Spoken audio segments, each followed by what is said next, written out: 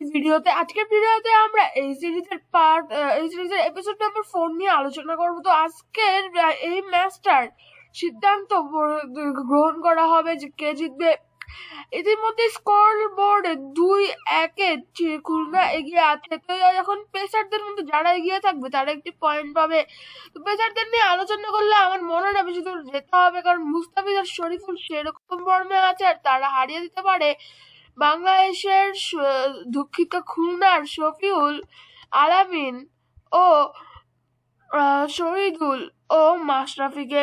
তাই আমার মনে হয় এইখানে চিটাগাং হালকা অ্যাডভান্টেজ পাবে এবং জিতে যাবে 2-2।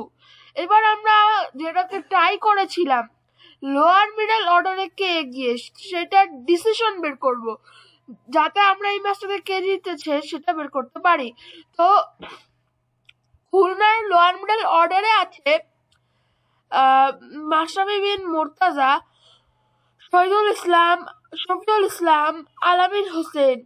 তো এখানে আমার মতে খুলনারাই এগিয়ে থাকবে। আমি কিন্তু গত ভিডিওতে বলেছিলাম চিটাগাং এবং খুলনা দুটি টিমের মধ্যে টাই হবে, কিন্তু আমি ভিডিও শেষ করার পর একটা জিনিস বুঝতে পেরেছিলাম যে ওখানে আমি বলেছিলাম তাইজুল মাশরাফির মধ্যে জিতবে মাশরাফি, আর শফিউল কিন্তু একটা অলরাউন্ডার। শফিউল কে হারিয়ে দিতে পারে বলার হিসেবে ব্যাটিং ভালো করে মুস্তাফিজুর ও রাকিবুল হাসান। এই দুজন মিলে একে হারাই দিতে পারে ব্যাটিং এ। কিন্তু এখন খুলনা কেমনে জিতবে? খুলনার কিন্তু এখনো দুজন বোলার আছে যাদের আমরা এই কম্পিটিশনে লোয়ার মিডলের কম্পিটিশনে নিইনি, তারা হচ্ছে শহীদুল ও আলামিন। তো এই দুজনের মধ্যে এখন যদি দুইজন আছে, অন্যদিকে চিটাগাং এর একজনই আছে, এটা হচ্ছে শরীফুল ইসলাম। যেহেতু এখানে তিনজনই বলার, কিন্তু এর মধ্যে দুজনই এক টিমের, তো নাম্বার অফ অ্যাডভান্টেজের কারণে খুলনা জিতে যাবে।